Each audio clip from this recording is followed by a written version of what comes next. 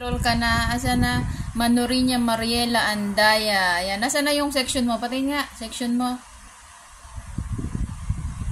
Ayan, ang ano niya, Republic of Philippines, grade 7. Oh, tama, grade 7 ka na pala.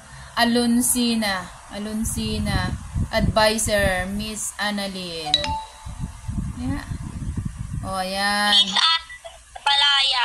Oh, ayan. Pang umaga ako. Wow, maaga ang gising mo nun, nak. Pang umaga ka, nak. 5:50 hanggang 10:05. O, di ba ang aga ng school mo? Ayan pala yung ano mo, no? Ayan, no? Miss Annalyn Abalayan. Ayan. O, time. Ayan, time mo, 5. Ayan, no?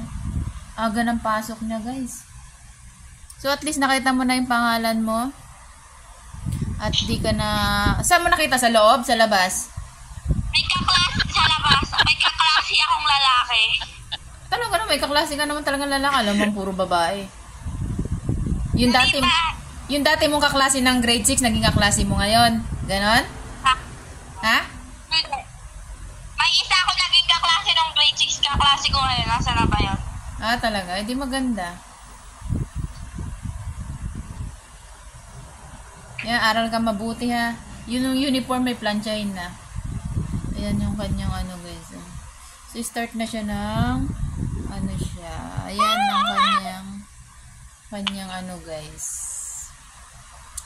Ang kanyang name. O, diba sabi ko sa'yo, hanapin mo. Hindi pa pwede hindi mo hanap dahil kapag pasok mo. Kanina lang pinaskill eh. Okay lang. Ganun talaga. Hindi talaga nila ipaskill yan. Magantay-hantay ka lang. Kasi nga, kailangan makita ng estudyante dahil pag-start ng work, pag-start ng school, kailangan alam nyo na ang mga sarili nyong room kung saan kayo naka-assign dun. After ng inyong para pagdating ng flag ceremony, dire-diretso nakita na yung pangalan. Sa room nyo, tatanungin niya, alam nyo na ba ang mga room nyo? O alam, maghanap-hanap ka pa dun. Lahat ng mga niya, kaya nga pinapaskil dyan para hanapin na agad at hindi na maabala start ng pasukan. 48 kaming lahat. Paano sa lapit dito sa last year? Bisisipan. Yan. Kaya yan. 48 kayo lahat? Ha? Mariela. Ayan o, Mariela. Saan na yun? Ipso mo nga yung pangalan mo.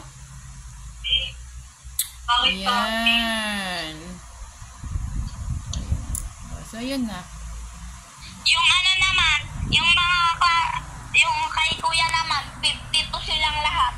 Oh, ang dami naman. Ba't ang dami? Ewan ko. Kayo, ilang kayo? Dito? 48. Kunti lang kayo.